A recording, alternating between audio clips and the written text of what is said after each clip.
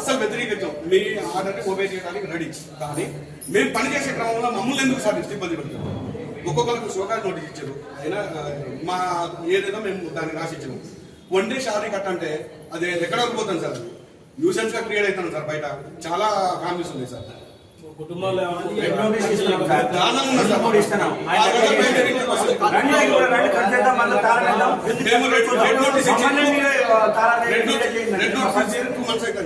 ఎవరి మీద యాక్షన్ లేదు. యాక్షన్ చేయకుండా కలెక్షన్ ఎట్లా వస్తుంది సార్? లాస్ట్ 2 months వరకు మమ్మల్ని ఎట్టి జాకెట్ చేయించుకున్నాం సార్. ఈ బిల్ కలెక్టర్ అనేది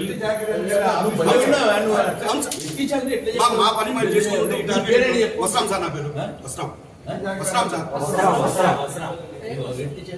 మా సమస్యలు ఇప్పుడు ఆల్రెడీ ఆడపిల్లల్ని చూడకుండా వాళ్ళకి షోకాజ్ ఇచ్చారు, తర్వాత మాకు ఇచ్చారు, తర్వాత ఇక్కడ వన్ డే శాలరీ అంటారు.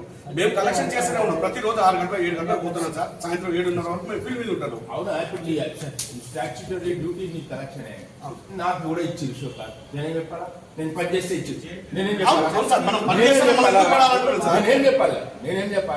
నేను ఇక్కడ 12 గంటల ఉండి మా తమ్ముడికి వెళ్తాడని నేను వెళ్ళా. ఇమీడియట్లీ వెళ్ళి బస్సులో కూర్చొని మెసేజ్ పెట్టాను. అయినా షోకాజ్ ఇచ్చింది. జరిగింది. వాళ్ళు ఒకసారి మీకు చెప్పి మాట్లాడి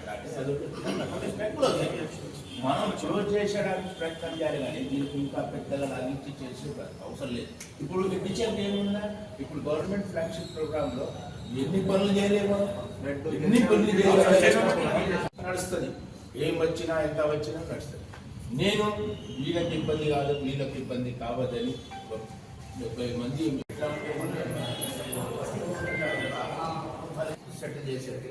సరే, థ్యాంక్ యూ వెరీ మచ్ అని చెప్పినా మొదలైంది. దాని కారణం కూడా ఇక్కడ ఆఫీస్లో పంపండి, ఆఫీస్ కలెక్షన్ కూడా తీసుకుంటామని చెప్పినాం.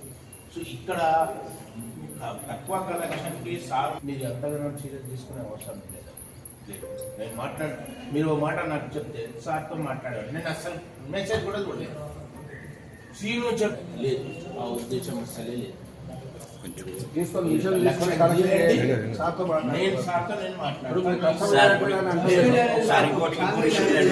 కలెక్షన్ కావట్లేదని అంటున్నారు. కలెక్షన్ కావట్లేదని మేము ఇంటింటికి తిరుగుతున్నాము. నేను పొద్దు నాకు విలేజ్ లో 6-7కి పనికి వెళ్ళిపోతారు. నేను 6:30కి మీరు కూడా చూశారు. పంపులు కట్ చేసిన, మీకు అందరికి ఫోన్లు చేసిన, ఎవరు ఎత్తలేదు. నన్ను కొట్టడానికి వచ్చారు. అయినా సరే నేను చేస్తే తిరుగుతున్నా చేస్తూనే ఉన్నాను సార్. ఏంటంటే సార్ నాకు అక్కడ 250-350 లక్ష అట్లా ఇది నాకు ఇంకోటి నోటీసులు 3-4 ఇచ్చాము. మేము నోటీసులు మేము ఇచ్చాము సార్. 1-3 నోటీసులు ఇచ్చాము. వాళ్ళు కట్టట్లేదు. మీరు రండి, చీల్ చేద్దాం, కల్చర్ కడతారు. మేము పోయి నోటీసులు ఇచ్చి పోయినసారి కమిషనర్ మీటింగ్ పెట్టారు. ఎట్లా చేద్దాము, ఏం చేద్దామని అందరి సలహా తీసుకొని చేశారు. ఏం మాట్లాడతాము సార్? నీ డ్యూటీ మళ్ళీ ఎవరికి ఇబ్బంది మాట్లాడేటప్పుడు అందరూ